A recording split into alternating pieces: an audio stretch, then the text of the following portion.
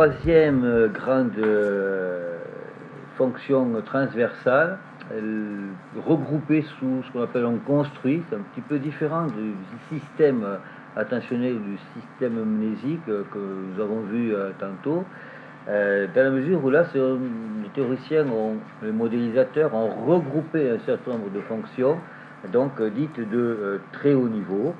Là aussi, ce sont des fonctions qui sont présentes à la naissance et qui maturent, se développent, etc. Donc, elles permettent de réguler, encore une fois, en se situant au-dessus de la plupart des autres fonctions cognitives, de réguler de façon intentionnelle sa pensée et ses actions afin d'atteindre ses buts lorsque la tâche est nouvelle, donc nécessite savoir un petit peu réfléchir à ce qu'on fait, où on va, comment on fait, et ou complexe. Donc complexe, c'est-à-dire compliqué. C'est pas forcément la définition de la complexité. Donc très haut niveau, et Aron dit un peu prématurément à mon sens, représentant l'apogée à la fois de l'évolution et du développement mental. Oui, apogée si on s'en tient à Homo sapiens sapiens que nous sommes actuellement, mais il est vraisemblable qu'il y aura peut-être Homo humilis qui apparaîtra un jour, et je pense que c'est peut-être à souhaiter, juste de l'aparté. Donc, la métaphore du joueur d'échecs illustre à merveille les fonctions exécutives. Vous voyez que je vous donne une petite connaissance du jeu de dames, si vous voulez, voilà. Il y a de la stratégie, il faut se rappeler, il faut aller très loin, prévoir des coups, se rappeler ce qu'il a fait, dire mais finalement s'il a fait ça, peut-être c'est qu'il a l'intention d'aller là, après de mettre ceci, cela, de bouffer la reine, de prendre une tour, un fou, bon bref. Donc les joueurs d'échecs professionnels, les champions du monde, là, je peux qui c'est maintenant, sans doute de très très bonnes compétences dans les fonctions dites exécutives. Donc elles concernent, vous le voyez, les fonctions de motivation, de planification, d'exécution et de contrôle. Ce sont les grandes têtes de chapitre concernant ces fonctions exécutives. Et vous voyez aussi que les réseaux neuronaux qui les supportent sont plus particulièrement des réseaux occupant le volume frontal, préfrontal, mais aussi sous-cortical. On a parlé du système limbique qui a pas mal, donc les fameux noyaux gris centraux, les noyaux de la base, tout ça. Bon, voilà. Et donc, vous voyez que sur cette coupe, donc une coupe du cerveau, donc ça occupe plutôt ça, là, si vous voulez.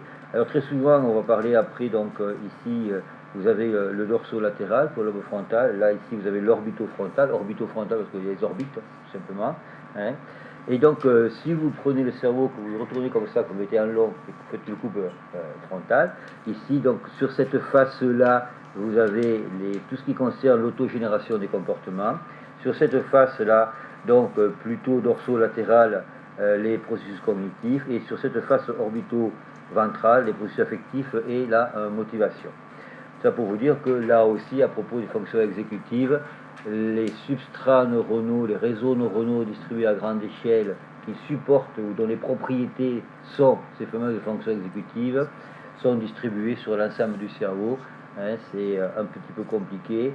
On verra au niveau de la maturation des fonctions exécutives que actuellement on est rendu au point où c'est plutôt selon la tâche qu'on a des données développementales et pas forcément selon la fonction. Donc c'est un domaine de recherche excessivement actif, présent, tant du côté neurodéveloppemental ordinaire, de la classification, du développement, que du côté des dysfonctions. Et puis certains ont déjà vu sortir le livre de Michel Mazot, qui est sans doute tout à fait remarquable, concernant le syndrome des exécutifs chez l'enfant et l'adolescent. Et là aussi, il y a quand on disait qu'Aaron, c'était, ça y est, c'était fini, on avait atteint avec l'espèce humaine, les fonctions exécutives, l'apogée de l'évolution, minute là, il y aura peut-être encore autre chose après l'homme. Qu'est-ce qui fait la différence, justement, sur ces aspects-là? C'est l'augmentation de volume du lobe frontal. Maintenant, on ne va pas traiter le syndrome frontal, mais je dois d'emblée vous prévenir une erreur d'interprétation. c'est que, effectivement, au niveau historique, la neuropsychologie des lobes frontaux a mis en évidence que, cliniquement, quand on avait des dommages frontaux et préfrontaux, on présentait un syndrome frontal, essentiellement, avec effectivement des troubles de certains nombres de fonctions exécutives, mais aussi des dérèglements du comportement, à base donc d'exubérance, de propos plutôt ceci ou cela, enfin de libération, on va dire, de la pensée, enfin bon bref. Alors qu'on a mis en évidence que justement, pas parce que les lobes frontaux donnent, quand ils sont endommagés, donnent lieu à des syndromes frontaux ou des syndromes des exécutifs, qu'il faut réduire les particularités exécutives en tant que sur le plan fonctionnel à ces lobes, puisqu'il y a bien d'autres régions corticales et sous-corticales qui interviennent et qui supportent les fonctions exécutives. Donc, fonction frontale et fonction exécutive, ce ne sont pas des synonymes. D'accord ? Je crois qu'il faudrait d'ailleurs abandonner carrément le terme de fonction frontale pour parler de fonction exécutive supportée par des réseaux neuronaux distribués à grande échelle du côté frontal, préfrontal et sous-cortical.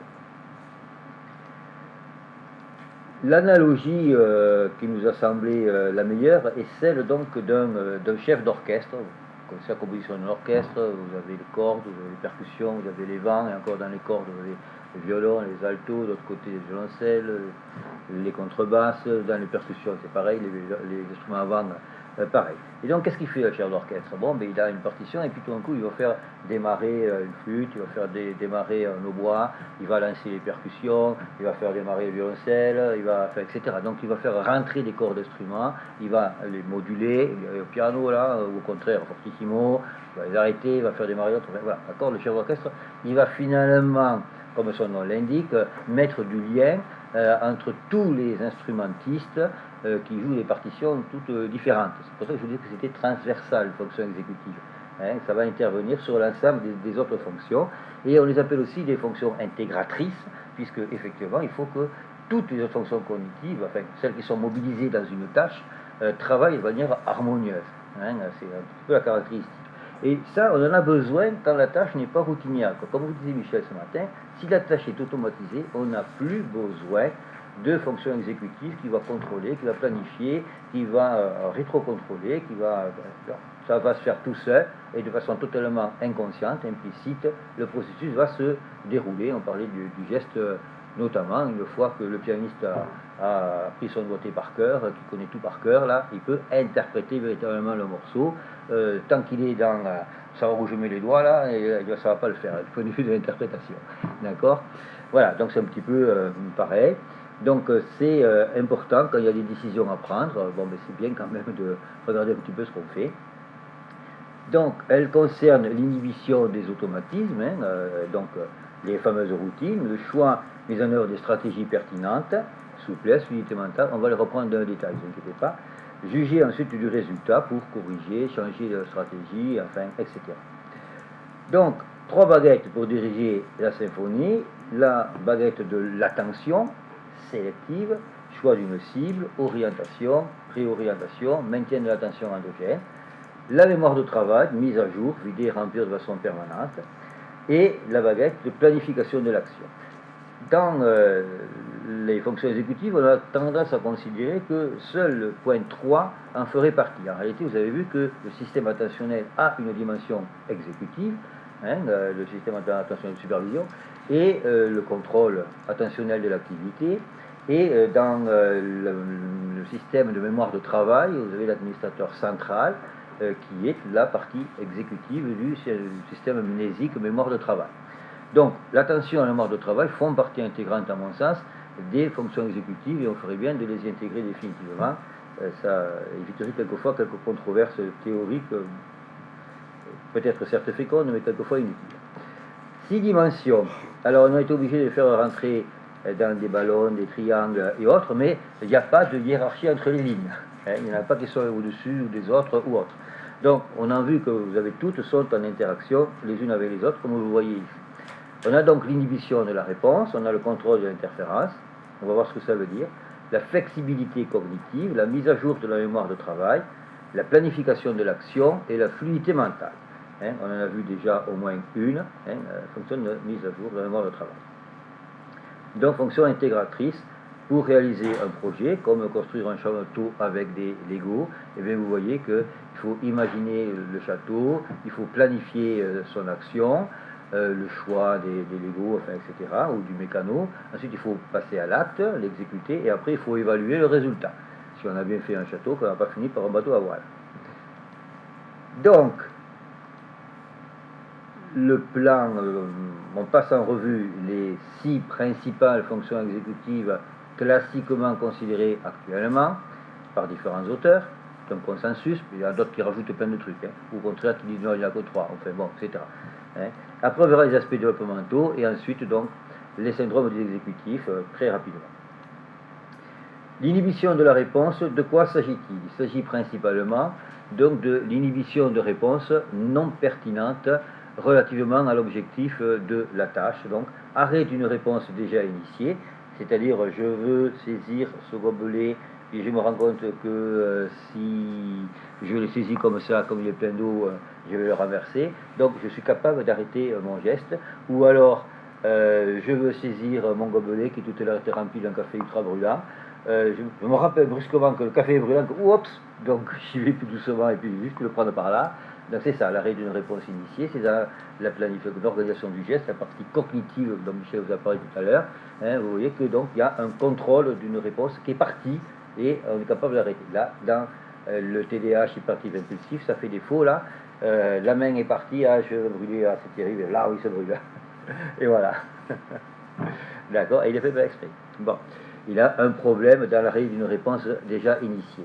Après, l'arrêt d'une réponse automatisée, si le contrôle de l'interférence, vous êtes en train d'aller à votre travail, peut-être surtout dans les grandes villes, vous avez l'habitude de tourner à gauche à un certain moment, vous tournez à gauche et puis vous découvrez qu'il y a un gendarme qui vous arrête, je ne sais plus, il n'y a pas de gendarme, c'est quoi, la police vous arrête et vous dit, vous avez vu le sens interdit? Ah non, bon, il est nouveau certes, donc aujourd'hui ça va. Bon, très bien, le lendemain, vous êtes toujours à bourg, après la voiture, vous retournez, et le même vous dit, ici, un peu là. Ça fait 2 fois. Là, je suis gentil parce que je pense qu'actuellement, c'est juste à une, là, et on n'a pas d'autre chance, là. Hein. Bon, dans le temps, on en avait 3. Donc, ça allait très bien. Et la 3e fois, on se prenait un bébé. Bon, donc, il fallait réapprendre quelque chose et arrêter une réponse automatisée. Je tourne à gauche là. D'accord? Parce que sinon, je ne peux plus. Ouais, voilà, c'est ça. Donc, l'inhibition de la réponse, vous concevez que c'est extrêmement important. Le contrôle de l'interférence consiste dans l'inhibition d'une réponse automatisée, on parle des tests là, à finalement exercer un contrôle sur une réponse qu'on a l'habitude de donner et il faut en donner une autre. Donc ce sont des tâches dites de Stroop qui, soit dit en passant, ne sont absolument pas des tests d'attention comme on le lit encore trop souvent, ce sont des tests exécutifs d'interférence. Là, c'est le Stroop animal, si vous voulez, on doit dire vache parce que l'animal est bien une vache. Et puis là, l'enfant qui ne contrôle pas l'interférence va dire chat, alors qu'il faut qu'il dise araignée. D'accord? Il existe une version traduite en français. Je ne l'ai pas trouvé. Je sais que ça existe. Le Stroop animal. Bon. Il s'agit donc d'inhiber une réponse automatisée par l'apprentissage. Et puis, vous avez, je vais vous donner un exemple. Voilà. Vous lisez ça c'est le Stroop. Hein. Jaune, rouge, jaune, vert, bleu, bleu, vert, rouge, jaune, rouge, etc. Bon, il faut vérifier avant qu'on n'ait pas de problème dyslexique, hein, ok là. Et puis après, donc là, vous devez dire bleu au lieu de dire jaune. La tendance, c'est de dire jaune, rouge, jaune. Ah ben non, il faut dire... alors, je vais ralentir, parce que c'est 4 heures. Que... alors, c'est bleu, jaune, vert, rouge, vert, vert, bleu, jaune. Essayez de dire ça en moins d'une minute, vous allez avoir des soucis. D'accord? C'est ça l'interférence. C'est pas un test d'attention sélective, ça. C'est un test d'interférence. On est bien d'accord. Le ralentissement normal marque le nécessaire travail d'inhibition de l'automatisme. La flexibilité cognitive. On peut se rendre compte que beaucoup de théoriciens en manquent, c'est-à-dire c'est d'être théoricien, politique, etc. Être capable, ou de directeur de centre, de changer de point de vue. Je passe rapidement, je ne veux pas être polémique, je vais faire bon, gronder. capable de changer le point de vue. C'est-à-dire, bon, on sait très bien que l'étiologie d'un certain trouble, bah, ça marche plus. Et, ben, il faut être capable de changer le point de vue. C'est bon, mais ce trouble, l'étiologie, c'est ça, maintenant. C'est-à-dire, en fonction du progrès des connaissances, être capable de changer son point de vue et par conséquent ses pratiques. En déplaçant aussi du côté attentionnel, on peut déplacer volontairement le foyer d'une catégorie à l'autre. Tout ça, c'est donc de la flexibilité. C'est tout à fait conscient, c'est tout à fait volontaire. Là, je prends l'exemple de situation de test. Un sujet est entraîné à faire une série d'additions, chaque fois sur 2 chiffres, on dit plus 3, il y a 2 chiffres, plus 3, 2 chiffres, plus 3, puis après moins 3, puis moins 3, moins 3, et puis après on alterne. Plus 3, moins 3, plus 3, moins 3, qui change constamment, qui se rappelle bien que... voilà, donc la flexibilité, c'est ça, vous comprenez bien qu'on change de stratégie chaque fois. La mise à jour de la mémoire de travail, je vais passer rapidement, étant donné que nous en avons déjà amplement parlé, modification du contenu en fonction des nouvelles entrées et de leur pertinence par rapport au but poursuivi ou à la tâche à accomplir. La planification de l'action, c'est quelque chose qui est extrêmement important aussi.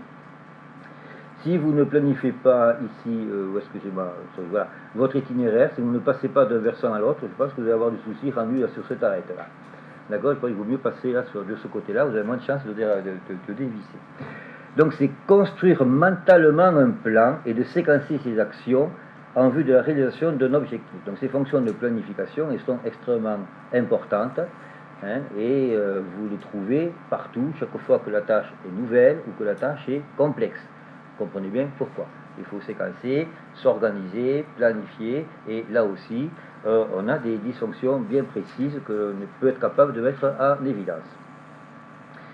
Le plus souvent, on utilise la tour de Londres ou la tour de Hanoï. La tour de Londres, ce sont des boules. On a le droit de ne déplacer qu'une seule boule à la fois, et il faut accomplir ça dans le nombre de déplacements final. Très bien, alors qui veut me donner la solution? Je ne vais pas vous mettre, alors, moi j'ai révisé donc je sais comment ça passe. Vous mettez la jaune sur le bleu, ça fait 1, d'accord? Ensuite vous mettez la rouge sur le petit là, ça fait 2.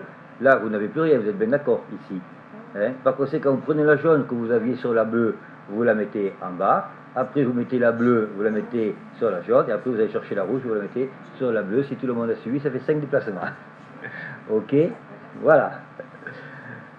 Un exemple donc de test de planification, la tour de Londres.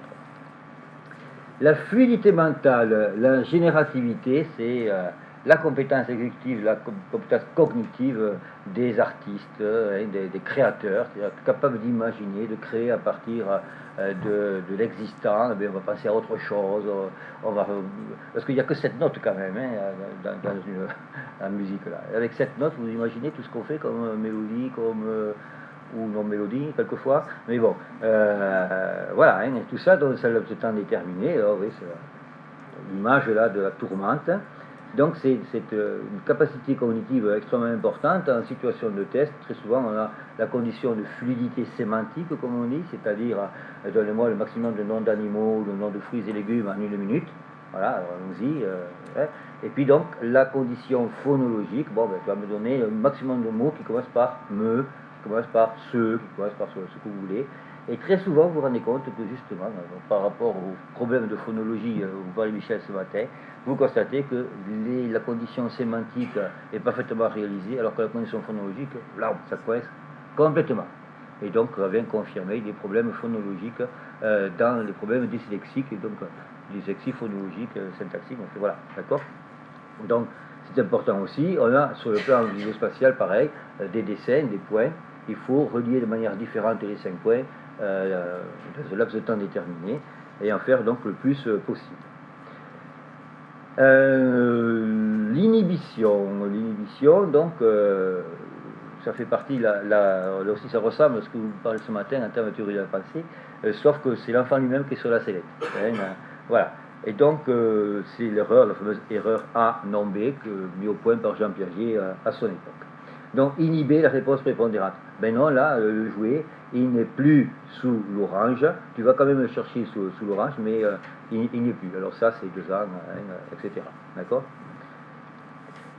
À partir de 12 mois, un enfant peut inhiber la réponse prépondérante en cherchant le jouet en B, c'est-à-dire là où il se trouve. Entre 1 et 3 ans, les capacités d'inhibition continuent de croître. Hein.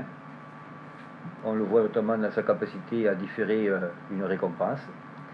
Et entre 3 et 7 ans, donc il y a de gros progrès donc en contrôle de l'interférence, en contrôle de l'attention.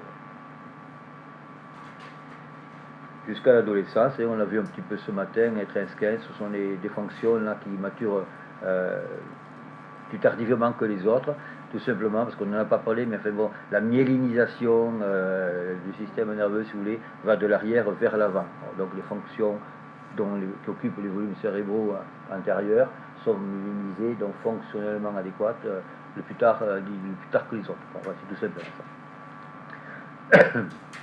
La flexibilité, d'un point de vue développemental, vu que l'enfant de 2 ans, il peut appliquer une règle, c'est-à-dire, bon, ben, on va placer les fleurs ici, d'accord.